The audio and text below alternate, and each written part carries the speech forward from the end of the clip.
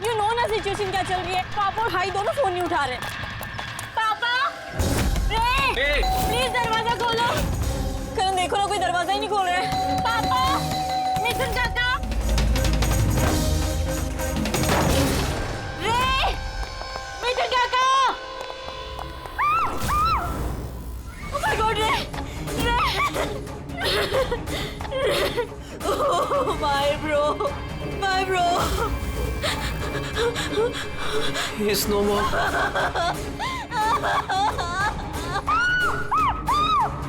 मिथुन काका, मिथुन काका, मिथुन काका, मिथुन काका। बेहोश।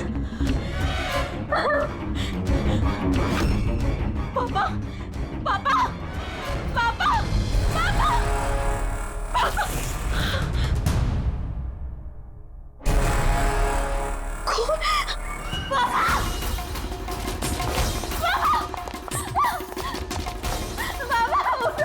देखो ना जरा पापा को क्या। शीतल अंकल सीधा। प्लीज प्लीज जल्दी डॉक्टर को बुलाओ करो। काम करने का। आरा, पापा, आरा। Uncle don't don't. एम्बुलेंस को कॉल करो। एम्बुलेंस को कॉल करो अर्जेंट। शीतल, जब तुम वहाँ खंडाला में थी तब ये सब हुआ? हाँ जी सर, एक्चुअली वहाँ हमारी प्रॉपर्टी को लेके कुछ प्रॉब्लम्स चल रही थी, इसीलिए मैं और करण वहाँ गए थे। करण? जी, ही इज माय लॉयर। अच्छा। सर वो लैंड शीतल के नाम पे थी, इसलिए उसे वहाँ होना ही था। यस सर, बहुत इम्पोर्टेंट मीटिंग थी। हाँ she is Tara, my assistant. हाँ तो शीतल, जब तुम खंडाला में जा रही थी तब घर पर सिर्फ तुम्हारे पिताजी कल्याण जी और तुम्हारा भाई रे और ये मिथुन था, है ना? हाँ सर, एक्चुअली करीब 8 साल पहले एक एक्सीडेंट हुआ था जिसमें पापा की आईसाइट चली गई। पापा देख नहीं सकते और मिथुन काका उनका अकेले ध्यान नहीं रख पाएंगे, इसलिए रे वो यहीं रुके। मुझे उन दोनों को अकेले छोड़ना ही नहीं चाहिए था।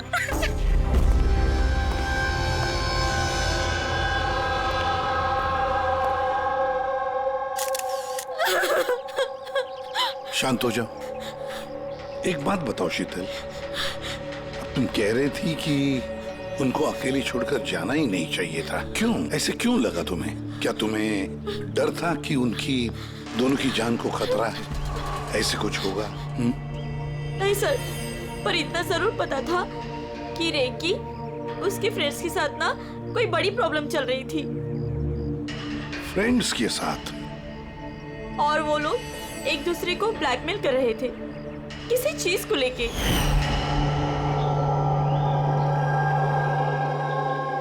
तू ऐसा हम लोग के साथ कैसे कर सकता है? एक बार फिर से सोच ले रे, अगर यही तेरा फाइनल डिसीजन है तो जानता है कि क्या होगा।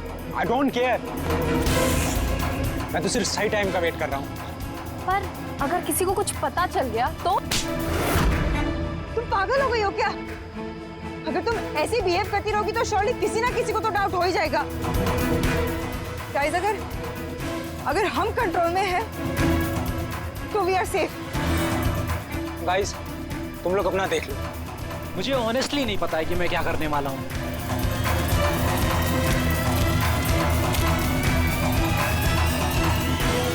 मुझे रे पे बिल्कुल भरोसा नहीं है। I can't trust him. अगर इसका मुंह खुला तो हम सब फंसेंगे, उससे पहले इसका मुंह बंद करना पड़ेगा। शीतल, जो भी तुम्हारे भाई के साथ हुआ उसका बहुत दुख होता है। I am so sorry. एक बार तुम्हारे पिताजी को होश आ जाए ना तो सारी बातें साफ हो जाएगी। वैसे मिथुन, कल रात तुम यहीं पर थे ना? क्या हुआ, क्या जरा ठीक से बताओ। शरीर पे कोई बड़ा घाव नहीं है, बस छोटी मोटी चोटें हैं, लेकिन हाँ फ्रैक्चर थोड़े ज्यादा है। समझ में नहीं आ रहा है इसकी मौत हुई कैसे? मैं अपना काम कर रहा था, अचानक लाइट चली गई और किसी ने मेरा मुंह बंद कर दिया। मैं बेहोश हो गया साहब। जब आँख खुली तो आप सामने थे। बाकी को कुछ याद नहीं आ रहा सर। ठीक है, रो मत। सर, हाँ, सर मौत की वजह तो पोस्टमार्टम के बाद ही पता चलेगी। कुछ समझ में नहीं आ रहा है सर। जिसने भी खून किया है सोच समझ के किया है। बड़ा ही चालाक है खूनी। एक काम करते हैं, इस घर को फिर से अच्छी तरह से चेक करते हैं।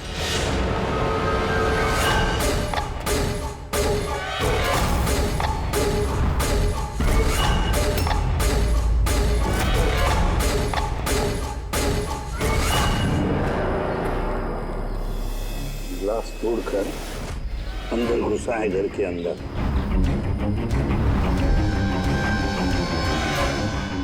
ये देखो, खून लगा है उसका अंदर घुसते वक्त या भाग जाते वक्त।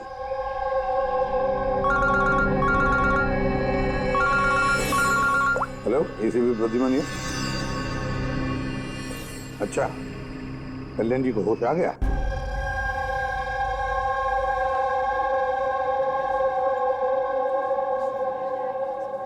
पापा, कल्याण जी, मैं सीआईडी से एसीपी प्रद्युमन। आप मुझे बता सकते हैं क्या हुआ? मैं अपने घर पर था। मुझे तो सिर्फ आवाजें सुनाई देती। रे जोर जोर से चिल्ला रहा था, चीजें यहाँ वहां फेंकी जा रही थी। बहुत शोर था, पता नहीं क्या क्या हो रहा था। और फिर सडनली बाएं हाथ से कोई भाग कर आया और उसने मुझे चाकू मार दिया, शायद बाएं हाथ से। और इससे पहले कि मैं रे को कुछ रे ठीक है? रे ठीक तो है? शीतल, शीतल, शीतल, तुम कुछ बोल क्यों नहीं रही? हे भगवान, हे भगवान। जो भी कुछ हुआ हम उसे बदल तो नहीं सकते, लेकिन जिसने भी आपकी बेटी की जान ली है उसे सजा दिलाने की पूरी कोशिश करेंगे। हाँ कल्याण जी, आपने कहा कि कोई बाएं साइड से आकर उसने आप पर चाकू का वार किया है, लेफ्ट हैंड साइड से। ये कुछ खास बात याद आती है उस आदमी के बारे में? हाँ, कोई खास बात? हाँ, वो जरूर लेफ्ट हैंडेड था। लेफ्ट हैंडेड था वो। ये आप कैसे कह सकते हैं? सर, मुझे पता चल जाता है, मेरी सेंसेस बहुत स्ट्रांग है।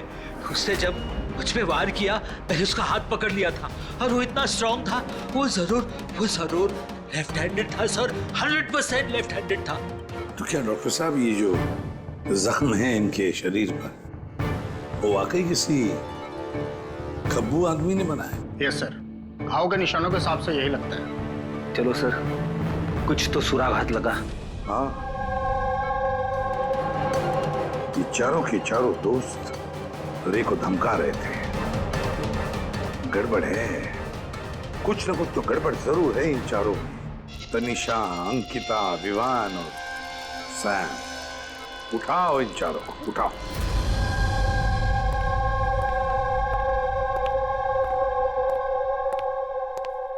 नमस्ते सर। आप? मैं सैम का फादर हूँ। पिछले 2 हफ्तों से सैम से मेरी कोई बातचीत नहीं हुई। अब मैं आपको कैसे बताऊं कि वो कहाँ पर है? मैंने उसको कई बार फोन किया, लेकिन उसका फोन ही नहीं लग रहा। मैं तनिषा की माँ। अब उससे फोन करके मैं क्या पूछूं? ये तनिषा ने खुद मुझे कहा था कि वो अपनी हॉलीडे एक्सटेंड कर रही है। कुछ दिन वो फ्रांस में रहना चाहती है। और मैं अंकिता का भाई हूँ, just for name sec. Sir, dad को बातों में फंसाकर 80% प्रॉपर्टी उसने अपने नाम पर कर ली। मैं क्यों फिक्र करूं सर उसके बारे में? सर, मैं अंकिता के बारे में कुछ नहीं जानता। हाँ sir, what I just know is sir, वो 2 हफ्ते पहले दिल्ली गई हुई थी कुछ मार्शल आर्ट कैंप के लिए। जी सर, मैं विवान का फ्रेंड। उसके डैड के पास इतना पैसा है कि वो घूमता रहता है, होगा कहीं हॉलीडे पे। मतलब ये चारों पिछले 2 हफ्तों से शहर से बाहर है और आप में से कोई भी उनके टच में नहीं है। ठीक है, थैंक यू वेरी मच। आप लोग जा सकते हैं। अगर जरूरत पड़े तो आप लोगों को हम फिर से बुला लेंगे। Thank you. जरा 1 मिनट, क्या आप बता सकते हैं कि सैम, तनिषा, विवान और अंकिता इन चारों में से कोई लेफ्ट हैंडेड है? कब्बू है? हाँ सर, मेरा बेटा सैम लेफ्टी है। अच्छा, क्यों सर? नहीं नहीं, ऐसे ही ऐसे ही। हाँ, आप लोग जा सकते हैं। Thank you.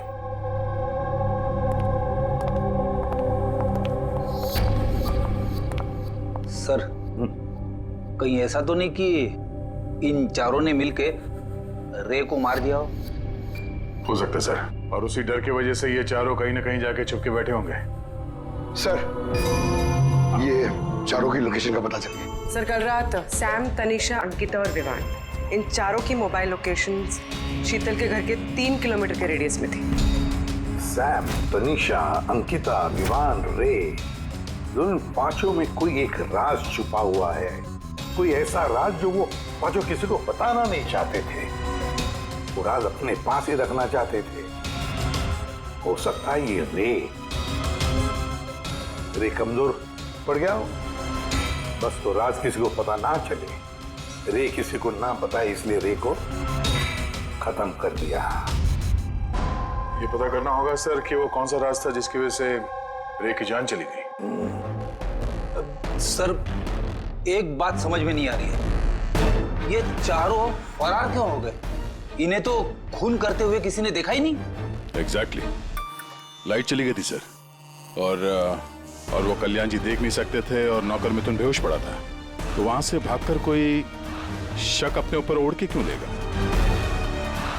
सर, पता नहीं क्यों ऐसा लगता है कुछ मिसिंग है। सर, ट्रेस करना शुरू करते हैं सर। अगर ये शहर से बाहर गए हैं तो किसी railway station, airport, bus station, hotel पे तो गए होंगे, तो उनके क्रेडिट कार्ड और डेबिट कार्ड के डिटेल्स निकलवाते हैं। कहीं से भी हो, जहां से भी हो, इन चारों के लोकेशन के बारे में हमें इंफॉर्मेशन चाहिए, जल्द से जल्द। अब बोल सारूं क्या?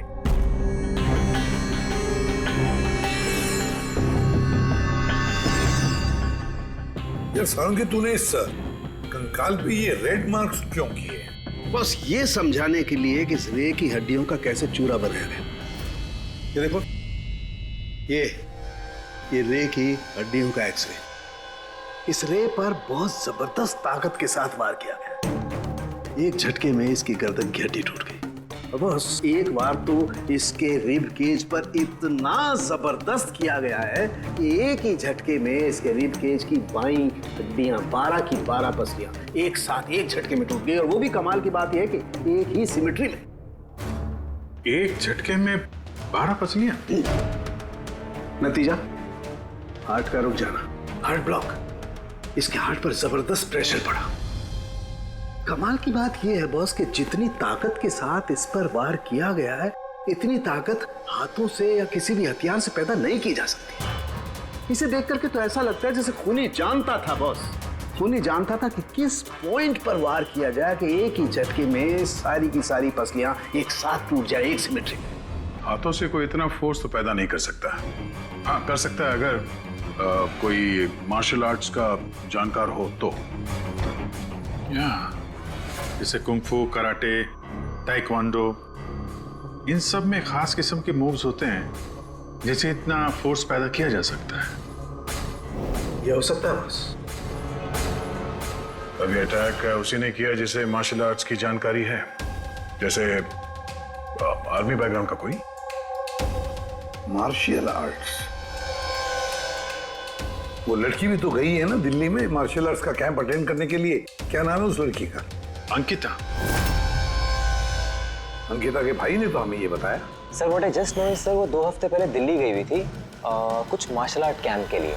और सर, कत्ल की रात उसका फोन शीतल के घर के आसपास ही था। उसी ने किया होगा। सैम के साथ मिलके। कल्याण जी पर जिसने भी चाकू का वार किया था वो आदमी खब्बू था, लेफ्ट हैंडेड। हाँ सर, मेरा बेटा सैम लेफ्टी है। ये हो सकता है क्योंकि शीतल के घर की जिस खिड़की पर से हमें वो ब्लड सैंपल मिला था, उसका डीएनए सैम के डैड के डीएनए के साथ मैच होता है। मतलब सैम वही था और अंकिता भी। बस अब हमें ये पता लगाना है कि ये सैम, तनीषा, अंकिता और विवान इस वक्त है कहां पर। अच्छा, आप कैब ड्राइवर, आप उस वक्त कहाँ थे?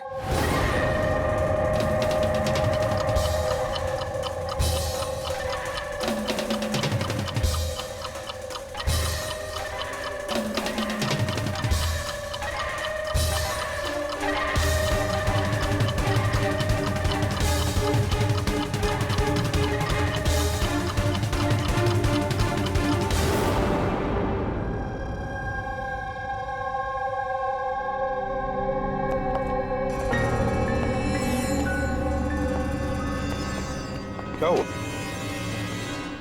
सर, सैम एक टूरिस्ट टैक्सी लेकर पूना चला गया। टैक्सी ने जहाँ उसे ड्रॉप किया, उसका एड्रेस थोड़ी देर में मिल जाएगा। सर, पिछले 24 घंटे में ये तनीषा ने पंचगनी में अपना एटीएम कार्ड 3 बार यूज किया सर। ये अंकिता तो बड़ी अजीब है। दिसंबर 2017 में इसने बोरिवली के ज्वाला डी मार्केट से 5 सिम कार्ड खरीदे थे। हाँ सर, ये वही जगह है जहाँ पे यूज सिम कार्ड मिलते हैं। और सर, ये सब के सब 10 दिसंबर 2017 को महाबलेश्वर गए थे और 14 दिसंबर को लौटे। सर, इन्हें लग रहा था कि इन्हें कोई पकड़ेगा नहीं, लेकिन इनसे एक गलती हो गई। ये जो अंकिता है सर, इसने जो सिम कार्ड्स लिए थे उसकी लोकेशन हमें महाबलेश्वर से 15 किलोमीटर आगे हाउस होल्ड में मिली। हाँ, brilliant job, absolutely brilliant job.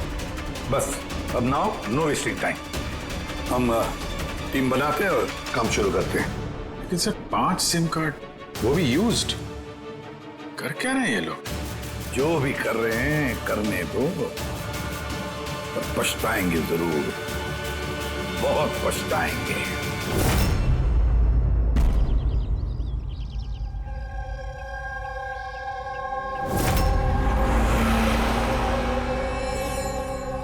किसका फोन है? किसी विवान का है। विवान का कैसे हो सकता है? तुमने ठीक से सुना ना? अब उसने विवान कहा तो विवान ही होगा, मुझे क्या पता, आप बात करो। हेलो, कौन बोल रहा है? दूर, मैंने बोला था कि आज के बाद हम कांटेक्ट में नहीं आएंगे। तो कॉल क्यों किया? और तुझे पता कैसे चल रहा कि मैं यहाँ हूं? ओके, तो वहीं रुक, मैं आ रहा हूं।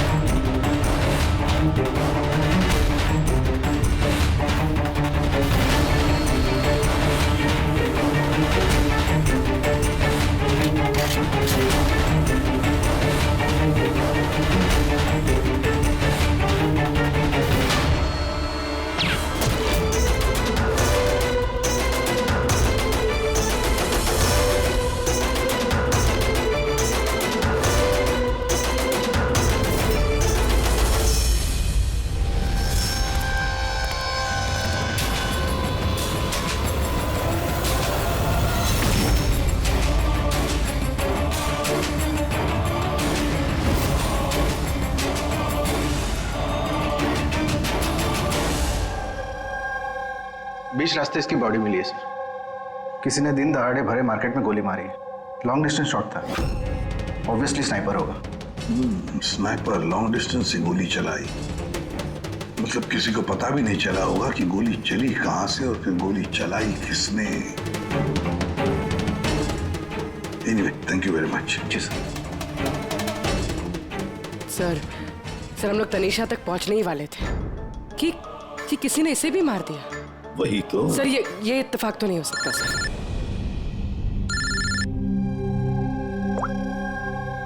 हेलो,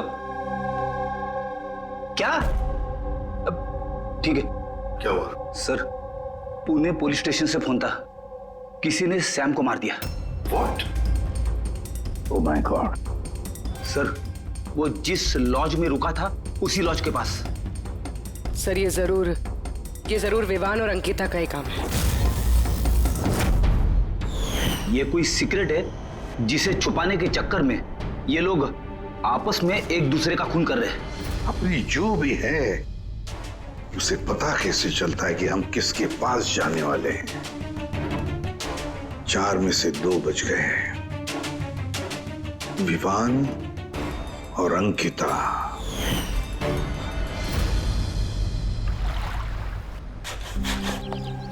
सबसे तो नहीं, मैं अंकिता से मिला था, उससे बात हुई थी मेरी। अंकिता से? जी। यही थी वो? हाँ, ये वही लड़की है, इसी ने मुझे पेमेंट दिया था, 2 दिन के 20,000 रुपए। 2 दिन के 20,000 वो मान गए? ऐसी क्या इमरजेंसी थी? अच्छा, उन 2 दिनों में आपने उनसे या उनके ग्रुप के बाकी लोगों से मिले थे? नहीं सर, मैं किसी से नहीं मिला। मैंने तो उस लड़की को ऑफर किया था कि हमारे पास कुक और क्लीनर दोनों हैं, लेकिन उस लड़की ने मना कर दिया कि मुझे कोई हेल्प नहीं चाहिए। तो उसने कहा कि आप 2 दिन के बाद आइए, जब हम यहाँ से चले जाएं। और 2 दिन के बाद जब मैं वापस आया तो यहाँ सब कुछ वैसा का वैसा ही था, कोई गंदगी नहीं, कोई कचरा नहीं, सब साफ सुथरा था एकदम। अच्छा, उसके बाद आपने ये जगह किसी और को दी? नहीं सर, हमें जगह का रिनोवेशन कराना था, इसके लिए हमने जगह बंद कर दी थी। आपके क्लीनर को जरा बुलाइए, उससे कुछ बातचीत करना चाहते हैं। मैं भेजता हूँ। बिना क्लीनर और बिना कुक के 2 दिन यहाँ पे रहे, कुछ ना कुछ तो खिचड़ी पकी रही थी यहाँ पे। कॉटेज की सफाई तुम्हें करते हो? जी सर। चलो।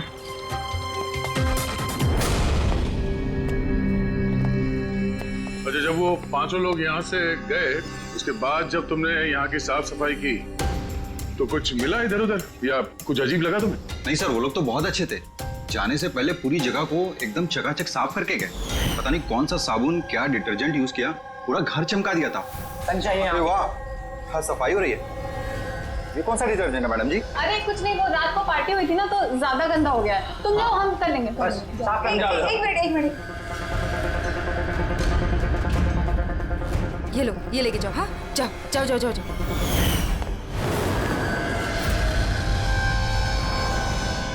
बहुत महंगी है सर, मैंने तो पहनी नहीं कभी, वरना लोग कहते चोरी की। महंगी तो है, पर फिलहाल ये महंगी घड़ी हमारे पास रहेगी। जी सर। आइए, आप लोग आइए।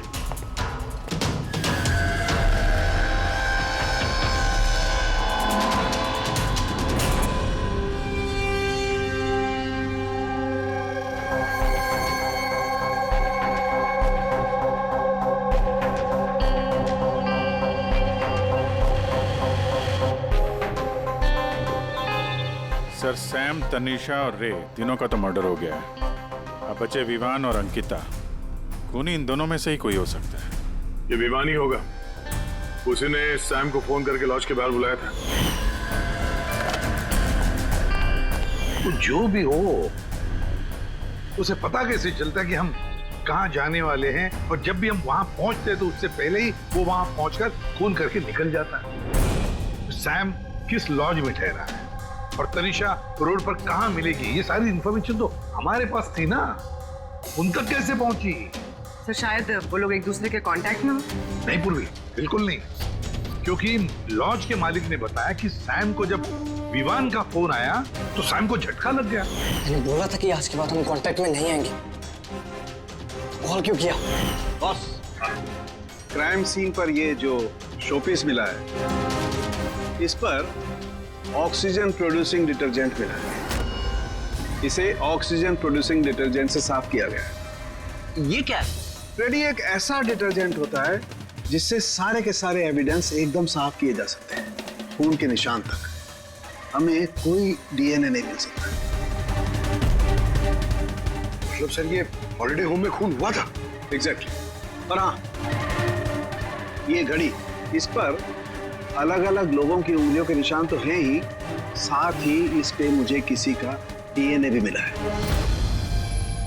तो शायद रे इसी खून का पर्दाफाश करने वाला होगा। पूर्व एक काम करो, ब्यूरो में जाओ, खून की रिपोर्ट्स चेक करो, मिसिंग पर्सन्स की रिपोर्ट्स चेक करो, देखो किसी भी रिपोर्ट में इस घड़ी का जिक्र किया है क्या। यार इन 5 में से बचे हैं 2, विवान और अंकिता।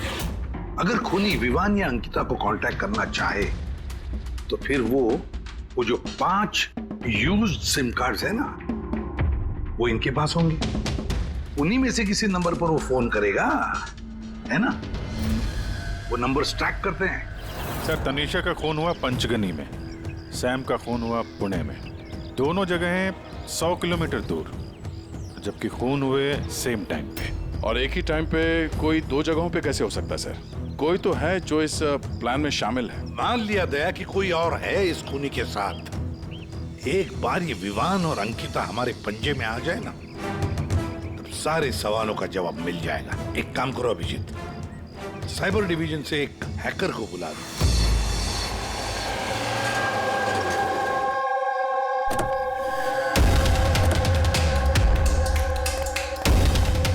इसमें पूरे पैसे है ना?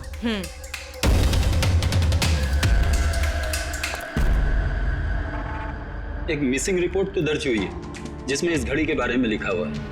कोई रणधीर कुमार नाम का एनआरआई था। कब फाइल हुई थी रिपोर्ट? 6 दिसंबर 2017। कोई करण जोशी ने फाइल की थी। जी ये देखिए।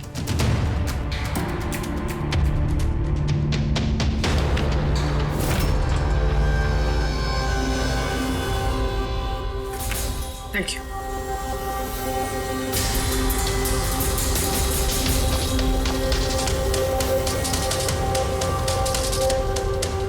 कहीं उन लोगों ने इस रणधीर को तो नहीं मार डाला?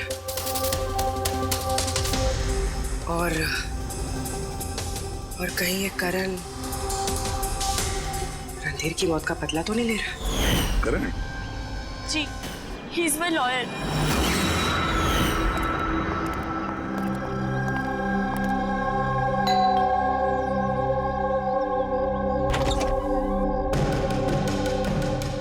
Good to see you. I hope इसमें पैसे पूरे हो गए।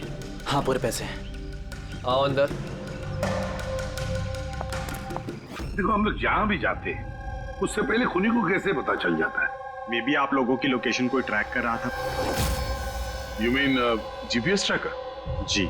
Cell phone? Yes sir. एक काम करो, जरा हमारे सेल फोन चेक करो।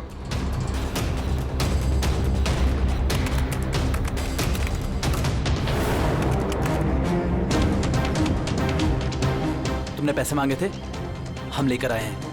अब वो एविडेंस दो और सब खत्म करो। खत्म करूं? जैसे तुम लोगों ने रणधीर को खत्म किया था। करण, हमें सबूत दो। देता हूं, लेकिन उससे पहले मैं तुम्हें किसी से मिलाना चाहता हूं। कौन? बुलाता हूं।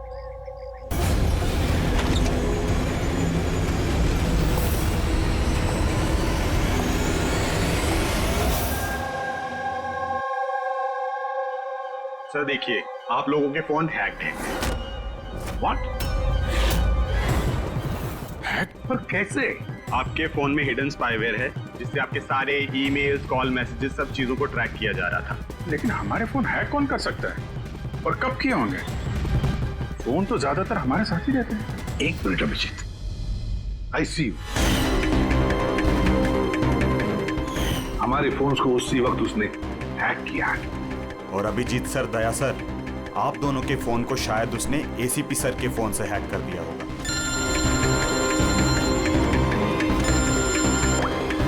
अबुर्वी, करण मरने वाले से रिलेटेड है?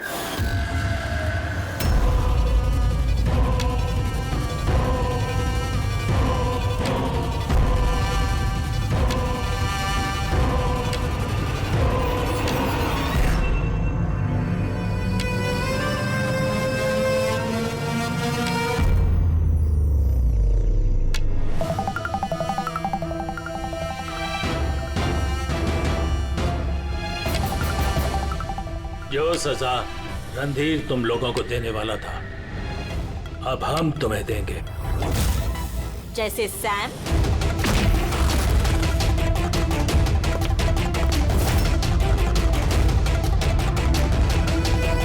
तनिषा और रे को दी। अब तुम दोनों की बारी है। तभी रणधीर की आत्मा को शांति मिलेगी। इसी घर में मारा था ना तुमने रणधीर को?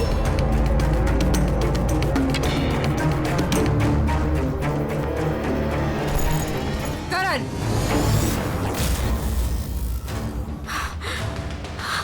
तुम्हारे पास कोई सबूत नहीं है ना?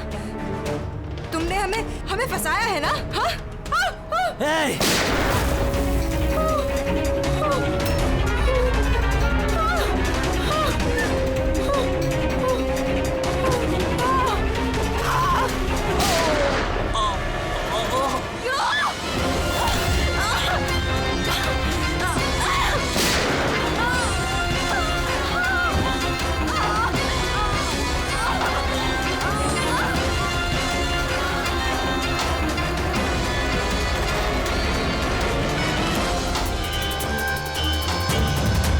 तुम्हें क्या मालूम?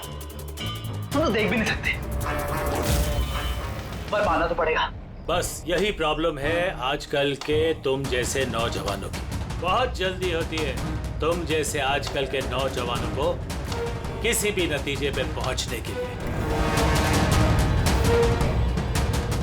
ये पकड़ो। कौन कहता है कि तुम्हें देखने के लिए मुझे नजरों की जरूरत है?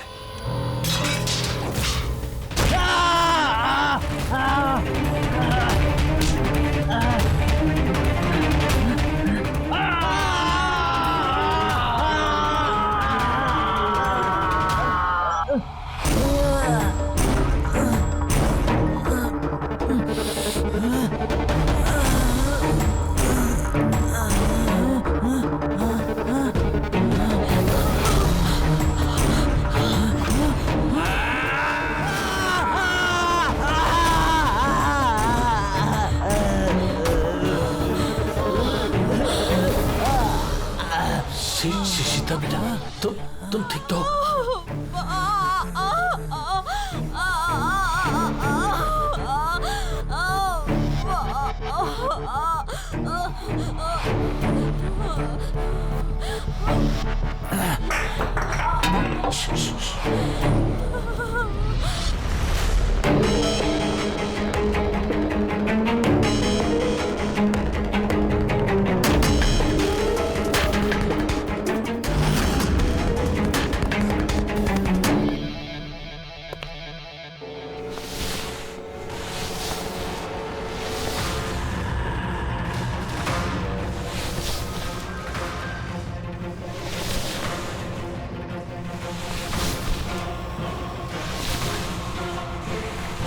बरसों से मैं स्पेशल फोर्सेस में था।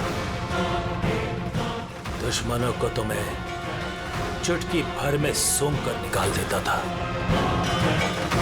फिर तुम तो बच्चे हो।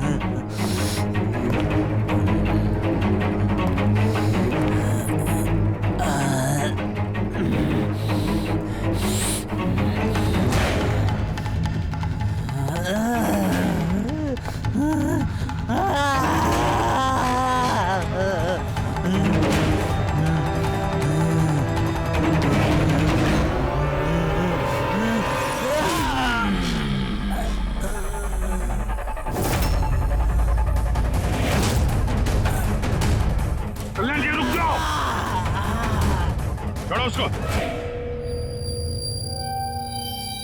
मैं तो अंधा हूं ऑफिसर, लेकिन आप देखकर बताइए कि मैंने उसका सारा शरीर बेकार कर दिया है या नहीं,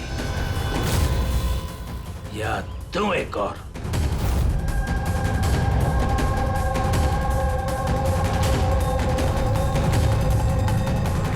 शीतल, रणधीर तुम्हारा भाई था और कल्याण जी रणधीर तुम्हारा बेटा है ना? और ये सब करने के लिए तुमने सीआईडी का इस्तेमाल किया, क्यों? सही समझा आपने। रणधीर शीतल का भाई था और मेरा बेटा। यानी रे का भाई? नहीं, रे मेरा बेटा नहीं था, उसे तो सिर्फ मैंने इस्तेमाल किया था। हमें गुमराह करने के लिए, ताकि हम विवान, अंकिता और सैम तनीषा के पीछे लग जाए और उन्हें सजा दिलवाए, ताकि आपका बदला पूरा हो सके। हम उसे मारना नहीं चाहते थे। रणधीर एक्सचेंज प्रोग्राम का स्टूडेंट था, एकदम सीधा, लेकिन बहुत पैसे वाला। अंकिता हमेशा से ही एक हाई फाई लाइफ जीना चाहती थी। उसी ने ये प्लान बनाया और रणधीर को किडनैप करके उससे पैसे मांगने। कितना रैंसम मांगा था तुम लोगों ने? 5 करोड़। फिर भी मार दिया तुमने उसे। रणधीर भाग रहा था, अंकिता को गुस्सा आया और उस 1 सेकंड के नॉनसेंसपन में उसने उसे मार दिया और हम सब घबरा गए। कुछ समझ नहीं आई कि क्या करें, तो उसकी बॉडी लेकर हमने लेक में डाल दिया।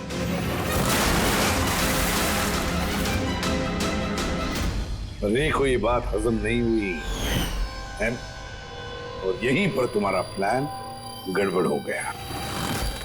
सर, वो रणधीर की इंडिया में सारी रिस्पॉन्सिबिलिटी मेरी थी।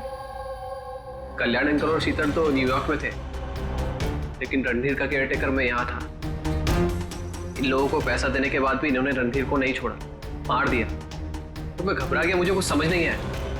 फिर एक दिन रे का कॉल आया। मुझे बिलीव नहीं हो रहा है कि हमने उसको। हम सॉरी अंकल। कुछ नहीं होगा तुम्हें, तुम सिर्फ हमें बता दो कि बाकी के दोस्त लोग कहाँ हैं। अंकल वो सब बाहर चले गए जब तक कि रणधीर का केस सॉल्व नहीं हो जाएगा ना। अंकल वो वापस नहीं आएंगे। कहाँ है वो? मुझे उस बारे में कुछ भी नहीं पता। नहीं तो हमारे पास था ही, बस उन चारों को पकड़ना था, और ये काम हम अकेले नहीं कर सकते थे। तो इसीलिए तुमने हमारा इस्तेमाल किया, क्यों? रे से सारी इंफॉर्मेशन निकालने के बाद तुम लोगों ने उसे एक दर्दनाक मौत दी, ताकि हम लोग वो केस इन्वेस्टिगेट करें और ये सारी कहानी निकल के सामने आए। साथ में हमें सारे एविडेंसेस दे दिए, उन चारों के मोबाइल नंबर्स, और सैम जिस पैथोलॉजी लैब में काम करता था वहां से उसके ब्लड सैंपल मंगवा लिया। हम सबके फोन्स हैक किए। काफी अच्छी प्लानिंग थी। लेकिन एक बात भूल गए तुम, सजा देने का काम तुम्हारा नहीं, कानून का है। रणधीर की मौत का बदला तो तुमने ले लिया, लेकिन सजा अपने आप को दी है, अपने आप को।